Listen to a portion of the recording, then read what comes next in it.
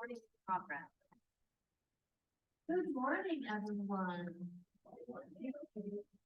Welcome so much. Thank you so much for joining us at the Unitarian Universalist Fellowship of Pottstown. My name is Quarles-Mowrer. I'm going to welcome you.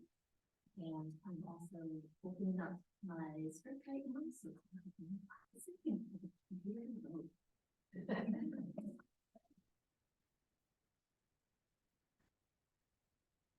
we love technology. So, welcome to all of you. Actually, welcome to all of you who ventured out to be with us on this beautiful morning. I know you have lots of other choices. You could be out enjoying nature, and you chose to enjoy us. We're so pleased. This morning we have music played by the lovely Quarles-Mowrer, and we have Justine Braun handling technology for us. Thank you both. For over 50 years, the UUFP has been a liberal religious voice in the Pottstown area. As UUs, we believe that philosophy has a place in the physical world and that science does not separate us from what is sacred.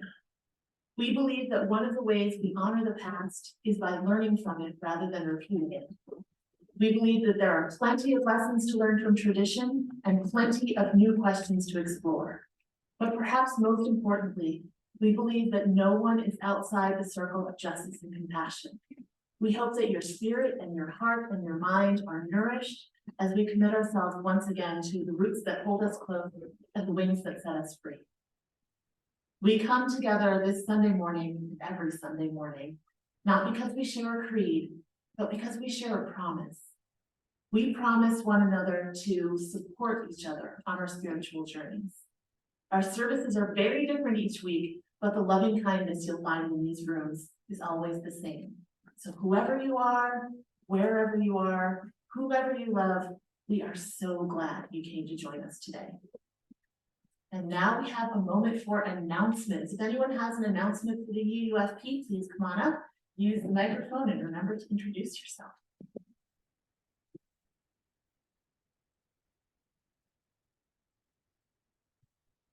I'm Linda. I will be placing, excuse me. I will be placing an order for giant cards. So if anybody would like to purchase giant cards, please let me know today. For those of you who don't know, it's a really easy fundraising activity for us if you shop at Giant. So think of it this way, rather than you spending $100 at Giant, if you give us $100, we give you a Giant card and we make 5% off of that. So we make $5 off of it. So if you regularly shop at Giant, talk to me, I can explain it further, but it's a nice fundraising activity for us. Thank you.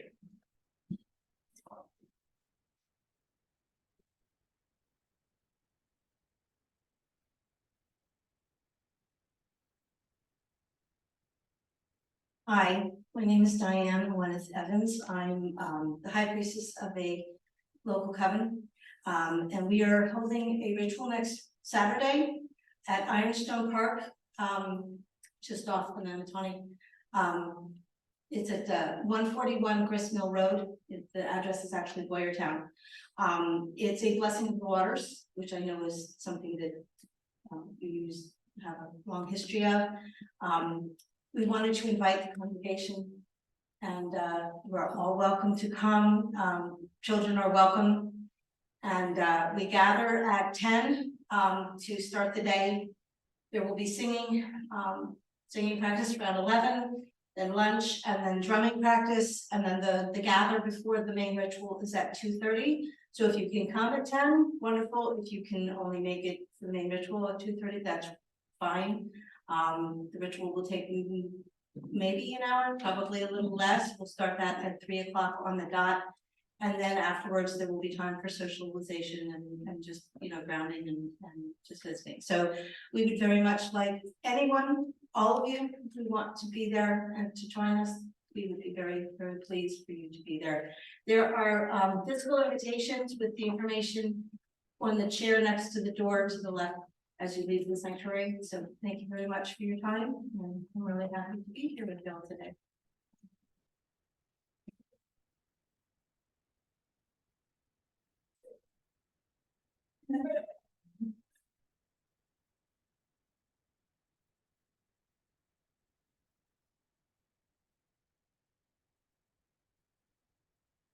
Good morning.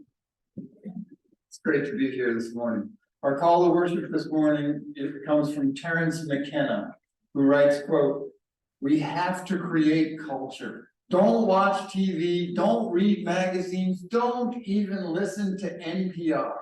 That is all, yeah, it's sacrilege, right? That is all cultural diversion, right? And what is real is you and your friends and your associations, your highs, your orgasms, your hopes, your plans, your fears.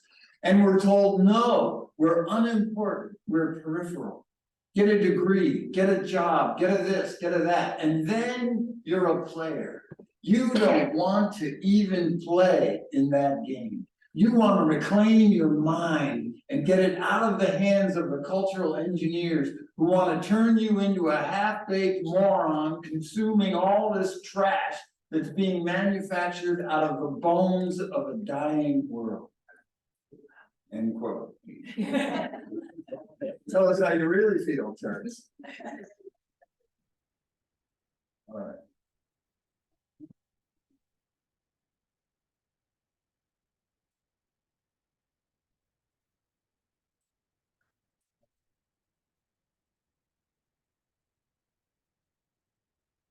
Our chalice lighting words this morning come from Sherry Woodbury, who says, "Somewhere out there, all we dream is possible. Somewhere in here, we are sowing the seeds." We rise in body or spirit and join in singing number 347. It's in the great hymnal, "Gather the Spirit."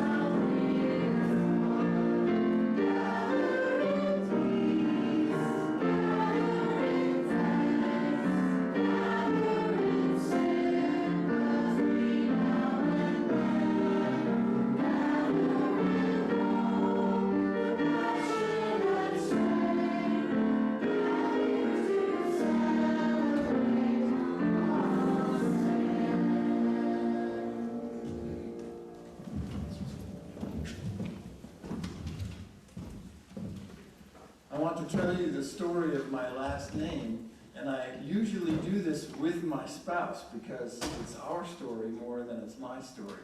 And so Emily and I talked about it by email and decided it would be better to have both of us do it by video than to have me try to do it by myself. So I think Justine has the video and we'll play it and we can all watch right from where we're sitting. Wished you had a different name than the name you have? Raise your hand if you have a different name now than what's on your birth certificate. Look around, all these people have changed their names. I think it's important to remember that your name is yours to keep or to change. There aren't many things in life that are as personal as your name, so it has to be something that feels like you. We have a story about our name. Once upon a time, I was a young man and considered myself a bit of a feminist, which a feminist is someone who thinks men and women should have equal rights and equal opportunities. So when I met Anne, I didn't automatically assume that she would change her last name to my name. But I did want us to have the same last name. I really loved the name that I had when I was growing up. It's a palindrome, which means that it's spelled the same forwards and backwards.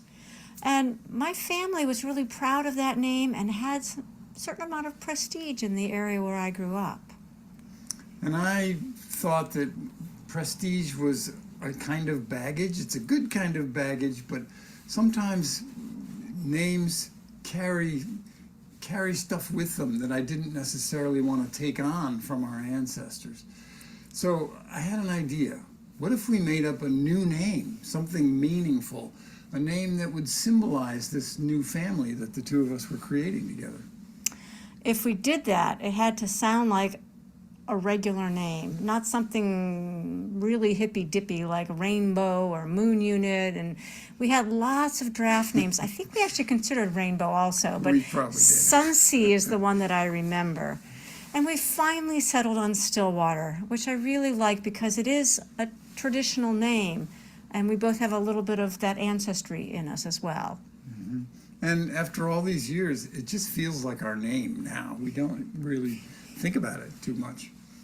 This is where tradition might say, and they both lived happily ever after. But we say, and they both worked really, really hard.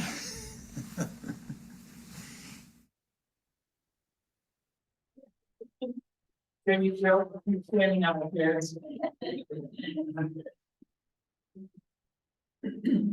So the children, if they would like to go to their Sunday school class, we can sing it out.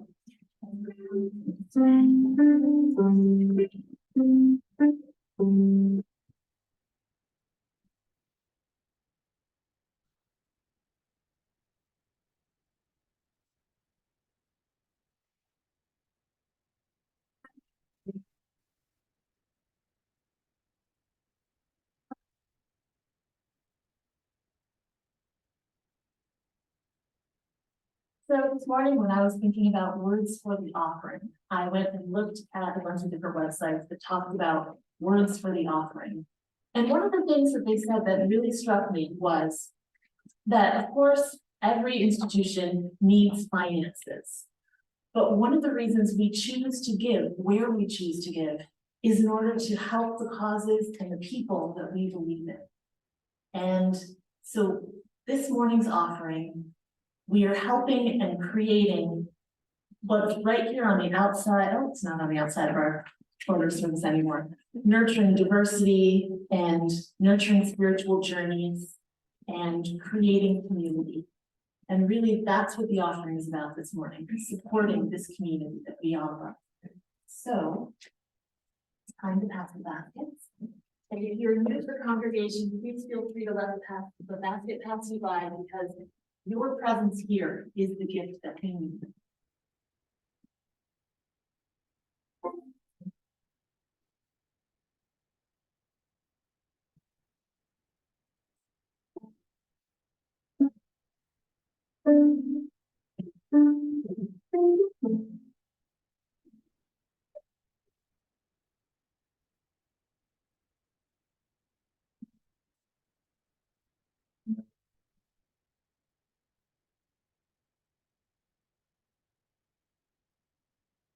Thank you so much for the offering that was given with joy and received with gratitude and love.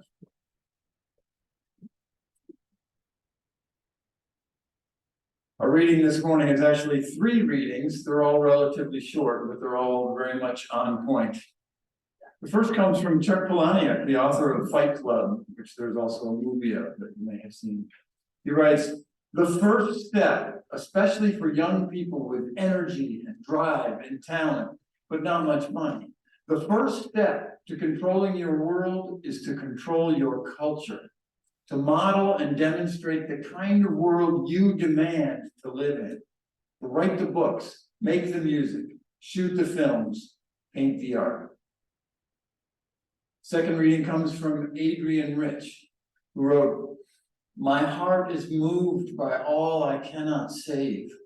So much has been destroyed. I have to cast my lot with those who, age after age, perversely, with no extraordinary power, reconstitute the world." The third comes from Joe Bailey, who writes, "Life equates to being fairly simple at times, although we have the tendency and unbelievable ability to complicate things. So I suggest we go to the basics. Do unto others as you would have others do unto your children. Yes, your children, because they are the ones that will be left behind to live their lives in the world that we have created." Joe Bailey. Again, let's sing together. This is in the Teal hymnal. It's number 1017. 1017, Building a New Way.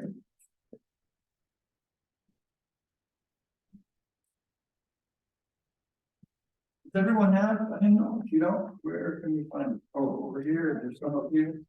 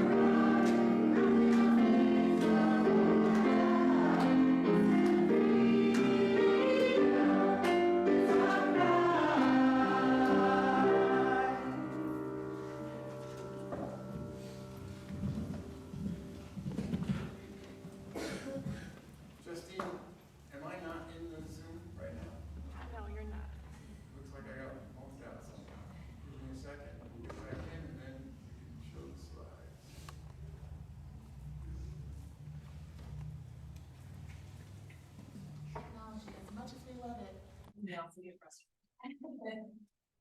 Recording in progress.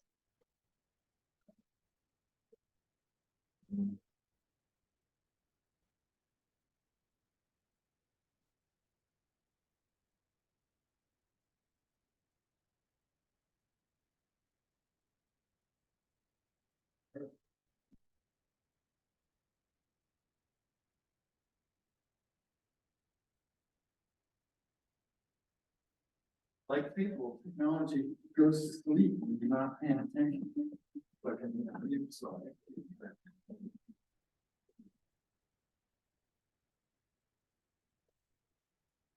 Go ahead. Check. Okay, good. Okay. Oh. Well, it's Hiroshima Day. 78 years ago today, agents of the United States incinerated over 100,000 Japanese civilians. What I want to share this morning isn't about that, but it's related, I think. So I didn't want to let Hiroshima Day pass without at least noting it. So I started working on this topic around Father's Day, and I was thinking about ancestors and descendants, grandparents and grandchildren.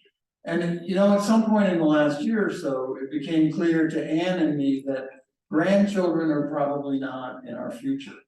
And for me, this brought a real sadness. I'm not any kind of pronatalist. I've been very careful never to pressure or even really to encourage our kids to have children of their own. It's just not my decision. And I want them to make it for themselves either way. But I see you grandparents. I know what I'll be missing, and I'm sad.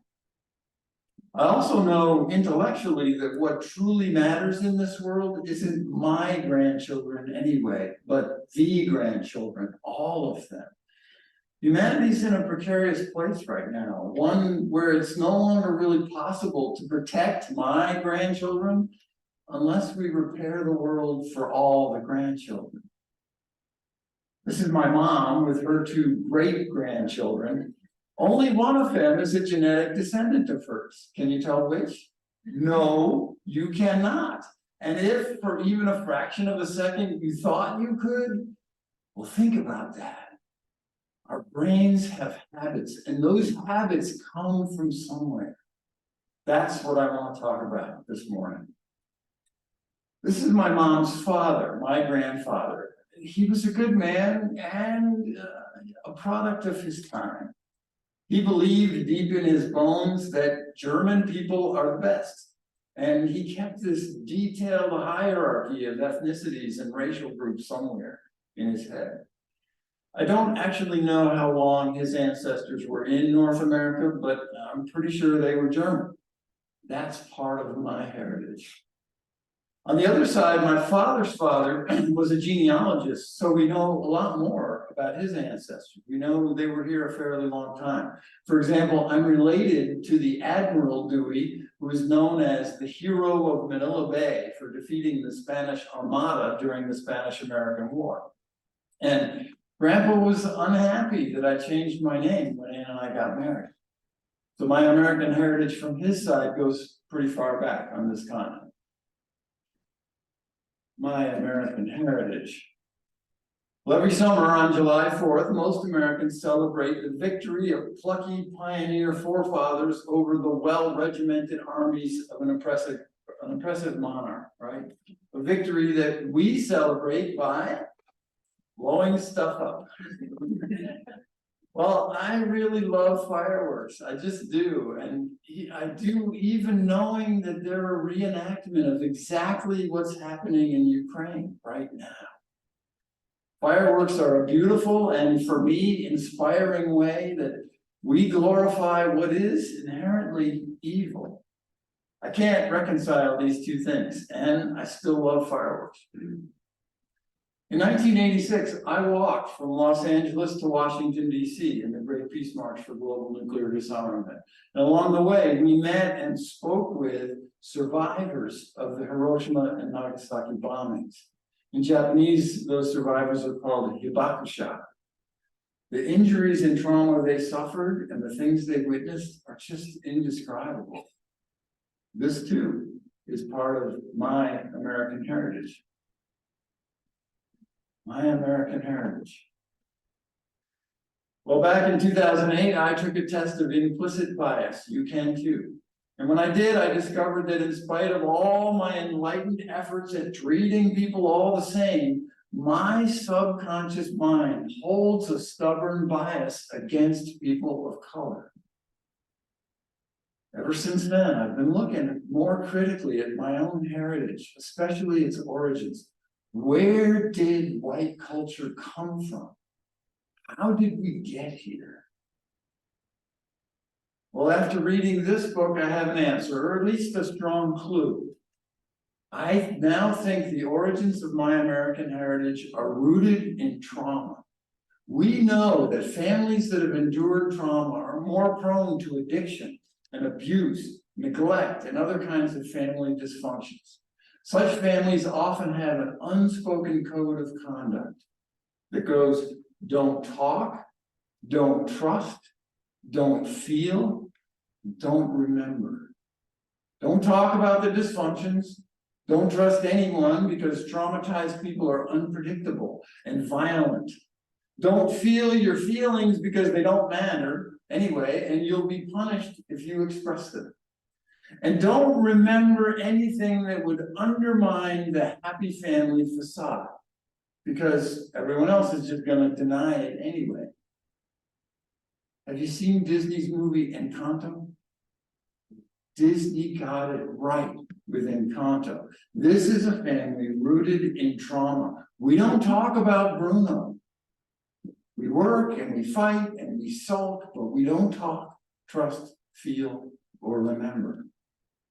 Now, when nations are rooted in trauma, the same code applies. We get racial hierarchies, we get violence and the threat of violence as the only imaginable means of security. We get soul-crushing patriarchies and the kind of shallow nationalism that requires us to forget our own history. This then manifests as a social culture that idealizes individualism and selfishness, consumerism, neglect of community and the commons, and this really weird obsession with bootstraps.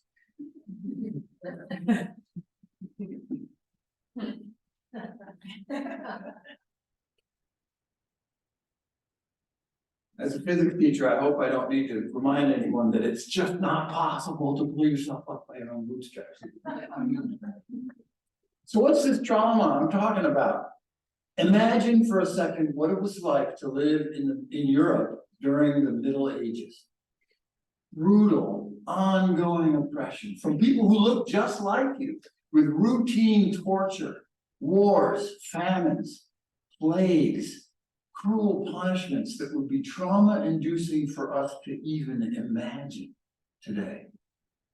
Think about the toll the pandemic has taken on our mental health. Then multiply that by constant war and famine and torture, and make it last for 1,000 years, 50 generations. By the time the Renaissance came around, my ancestors were severely damaged, and they didn't even know it.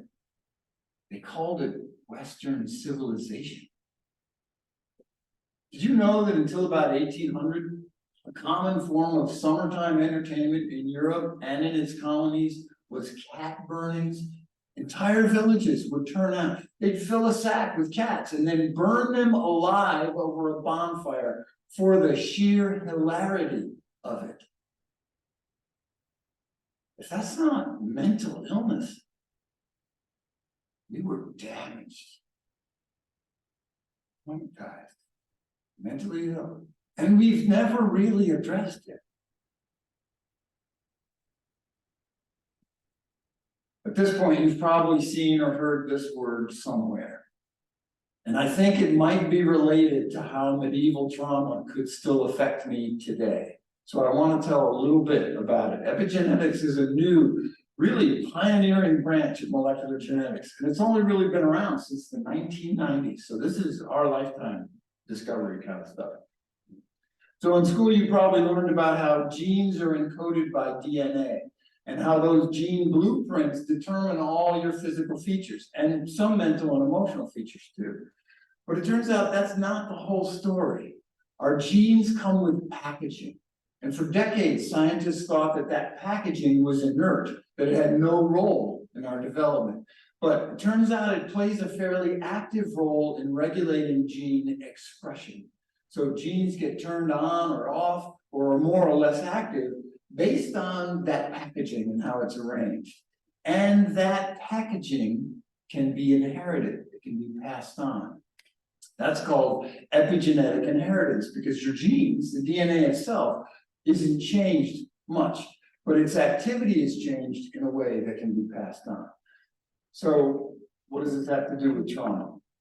Well, the seminal experiment on this was just done in 2013, so now we're talking in the last 10 years. What they did is the experimenters exposed mice to acetophenone, which smells like cherry blossoms, just for a few seconds, during which they gave them a harmless but painful shock to their feet. So a whiff of cherry blossoms, shock to the feet, 5 times. The next day, 5 more times, whiff, shock, and once more on a 3rd day. That's it. Then they let the mice live out their lives, including mating and having babies, all right? Now, when the baby mice were grown, they exposed them to that same smell, and they immediately became anxious. Their heart rate and their blood pressure rose, and their behavior looked like panic. A whole generation later, the grandchild mice reacted the same way to the smell of cherry blossoms. Wow. So they ran the experiment again, but this time they isolated the babies from the parents at birth. Same thing. They used in vitro fertilization and surrogate mothers. Same thing. And these were just harmless shocks over 3 days. This is so surprising and potentially so relevant to who we are that the field has just exploded. So now there are thousands of studies just from the last few years on epigenetically inherited effects of trauma, including studies of Holocaust survivors and famine survivors and human studies as well as animal studies. Now, it turns out it's not simple or clear-cut. There are lots of factors involved, and not all traumas and not all stimuli show up as dramatically as this experiment with the mice. But the concept is solidifying in the scientific community. It's real. And it suggests that some of our gut reactions, including ones we may not like about ourselves, may have been programmed in us before we were even born, perhaps before we were even conceived. I predict that you will see this phrase again. It's entering the popular vocabulary as we speak. Now, the connection that Resva makes in his book is that our modern global culture, specifically Euro-American culture, is rooted in the trauma of medieval Europe. And that trauma informed and shaped my Euro-American heritage. And it allowed my ancestors to brutalize and exploit indigenous people everywhere they went, then initiating a self-repeating cycle of intergenerational trauma and dysfunction that I observe continues today. Trauma and dysfunction are transmitted directly through abuse and exploitation, and also epigenetically and culturally. So this trauma is deeply embedded in our bodies, in our minds, our emotional responses, our language, and even, I'm sorry to say, our religious traditions. It explains a lot, doesn't it? So what do we do now? Knowing that all of us are affected by this, what I've taken to calling post-medieval stress disorder. How do we honor the grandchildren? How do we release them from this cycle?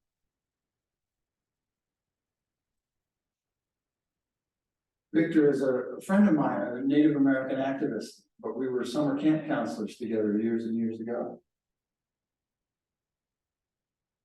He's also in medical school right now because the reservation where he grew up had no access to the medical system at all. He wants to go back there and be their doctor.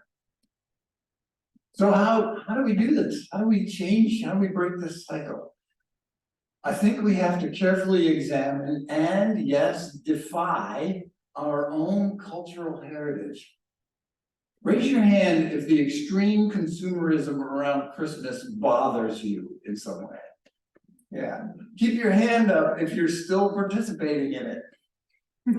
That's what I thought, right? I think we've got to pay attention to those nagging feelings and follow them to a new way of being American, a new way of celebrating winter holidays. But that's an act of defiance in our culture. It's also an act of love for the grandchildren. I think we have to break the rules we inherited from our dysfunctional families and culture. We have to talk about uncomfortable subjects. We have to trust our neighbors and people that we reflexively regard as other. We have to feel our feelings and honor them. Find out, what are they trying to tell us? And I think we have to remember the foolish and evil stuff in our heritage along with the glorious triumphs. There are glorious triumphs, and their celebration would be so much more meaningful if we remember honestly and authentically the missteps and the errors and the awfulnesses that taught us to reach for them, like Hiroshima. Remembering it all requires a defiance rooted in love for the grandchildren. I think we have to love ourselves when the culture keeps telling us our values measured by our work and our possessions and what our bodies look like. Talk about an act of defiance, right? There's an artist living in Harrisburg named Julia Mallory. She's the founder of a website called Black Mermaids, and she's amazing, and I recommend you look into her work and support it if you can. And for Juneteenth this past year, she handed out a sheet of affirmations she wrote that address this directly, I think. Make sure you get a copy of them before you leave. I have them here, and I'll put them on the table back there. I want to run through them because they're directly related to what I'm speaking about this morning. She says, I honor my ancestors and myself by resisting relentless productivity. Talk about defiant. Any other workaholics in here? If my only value is in what I accomplish, then accomplishment becomes all that matters. But family matters. Relationships matter. Inspiration, vulnerability, play, rest. These are important. I honor my ancestors and myself by listening to my body when it tells me it needs rest. Rest is defiant in a culture where rest equals lazy. It's just not true. Brene Brown says it takes courage to say yes to rest and play in a culture where exhaustion is seen as a status symbol. Courage, yes, and a bit of defiance. Speaking of play, I honor my ancestors and myself by making space for joy in my life. Do we even know what joy is in this culture? Not happiness, mind you, joy. This kind of joy. When's the last time you felt joy? Actually making space for it kind of goes against the grain. But it's love and it's defiant. I honor my ancestors and myself by making space for pleasure in my life. We do this in our culture, but it's often a shallow kind of pleasure. And we too often feel a little guilty afterwards. I honor my ancestors and myself by realizing that others' limited imagination should have no impact on my life.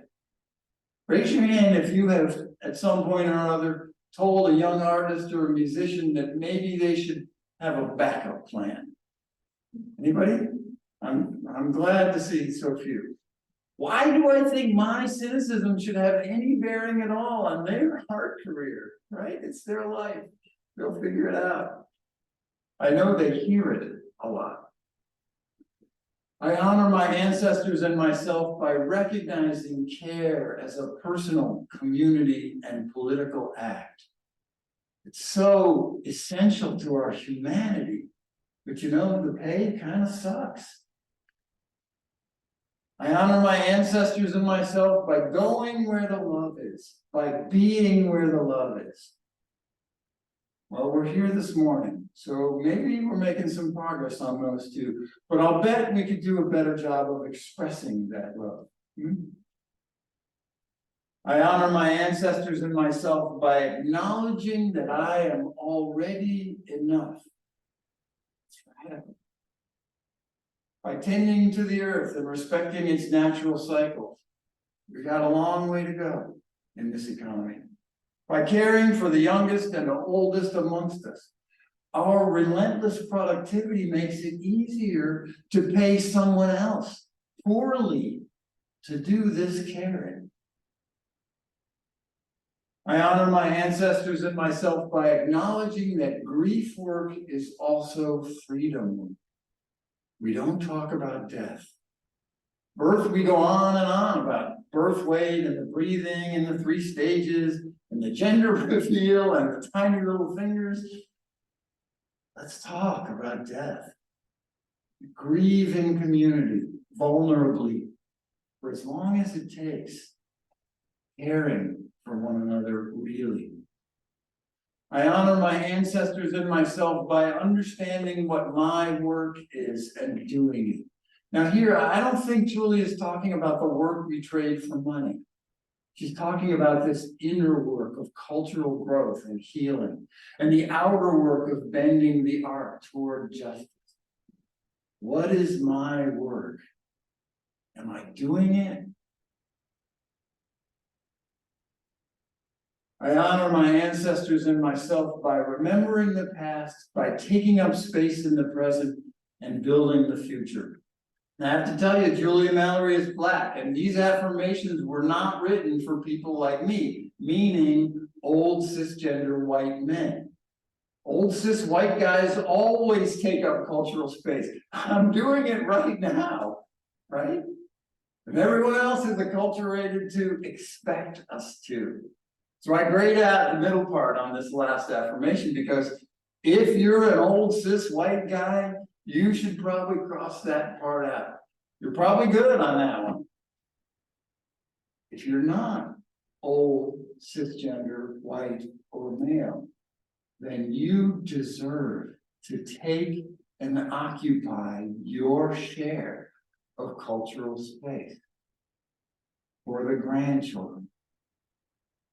Defiantly. Fellow old cis white guys, I see a few of you here. Will you support and encourage others in this community in taking up cultural space? I'm seeing a few nods. That's good. But Julie's affirmations are all about defiant self-care and community awareness, which is precisely what's needed to soothe and resolve decontextualized trauma. I'm a rank beginner in this, but there are exercises we can do. Resma's book has a lot of them that are designed to free our bodies from unresolved trauma, including epigenetic trauma. And I hope you'll consider pursuing this work as a community. Maybe read the book as a book group or something. Other things that may help, again, this is a new field of research, but what might help include things like yoga and meditation, maybe 12-step programs, Sufi and folk dancing, deep tissue massage, and other kinds of deep body work. Have any of you looked at the new Article 2 proposal for the UUA bylaws? Has that come up here? A little bit. I noticed that Julia's affirmations are all about love and the natural implications of loving ourselves and one another fully and authentically. Implications like justice, generosity, pluralism, transformation, equity, interdependence. And it's precisely because love is not at the center of American cultural values that makes Unitarian Universalism such a needed voice today. However we symbolize that love. Now, I cherish the 7 principles, and I don't plan to stop referring to them. And I also really love the new draft Article 2, especially this graphic. I hope it gets adopted at GA next year. I have only glimmers of what my own ancestors went through, but I'm aware that almost every immigrant to this continent came here as a refugee from some kind of trauma, from religious persecution or famine, extreme poverty, war or genocide or enslavement. And Native Americans are refugees from all those traumas, but inflicted on them in their own land. So it's in all of us. The most recent science we have says that our ancestors' trauma lives on in our bodies, in our minds, in our culture, and in our spirits. This is part of our heritage. For those of you who've been holding your breath this entire time, trying to figure out what is going on in this picture, I'll tell you sort of. One of these kids is a genetic descendant of my mom, and the other is the child of the same-sex marriage of my mom's grandchild. No, there is no way to tell from the photo which is which. And the point is that to my mom, it makes no difference whatsoever. They're her great-grandchildren, full stop. And I gotta point out that in spite of those adorable bow ties, you don't know these kids' genders either. No one does. We won't know for sure until they tell us. As it turns out, there is some small hint of a possibility that there might be grandchildren for Anne and me. But I'm not gonna hold my breath. There are millions of grandchildren out there for me to love. But to do that in good conscience, I think I have to strive not to pass on the unresolved trauma that comes with my European American heritage. And to do that, I think I have to defy some aspects of that heritage. With love, for love. I have work to do. We have work to do. Let's get started. May it be so. And thanks for inviting me this morning. Our closing hymn is number 1074. Again, it's in the blue or teal hymnal.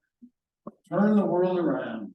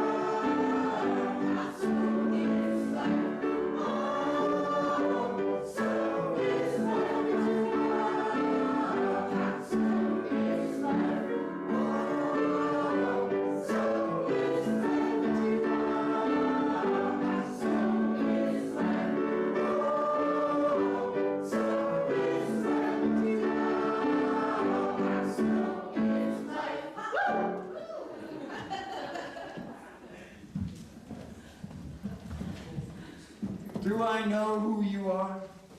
Do I know who I am? We live inside bodies that carry it all. Ancestors, history, culture. As we work to turn the world around, let us carefully examine our contents and pass on only what's worth keeping. Go in peace, return in love. Make sure you get a copy of Julie's affirmations. And that's what's written here, but we're not leaving quite yet.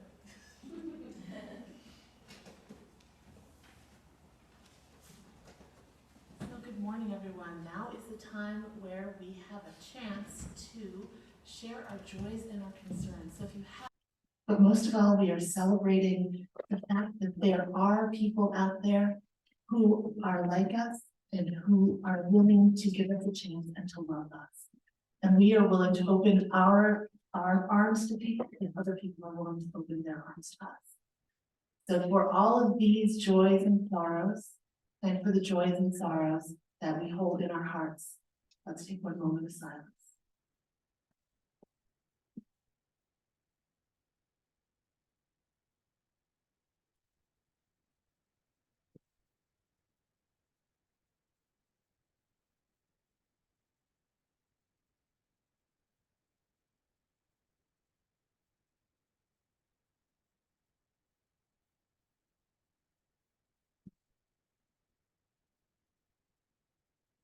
We extinguish our chalice this morning with words from W.S. Merwin, who says, "Again, this procession of the speechless, bringing me their words, the future woke me with its silence.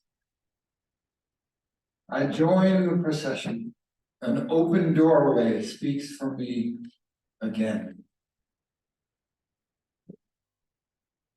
Thank you.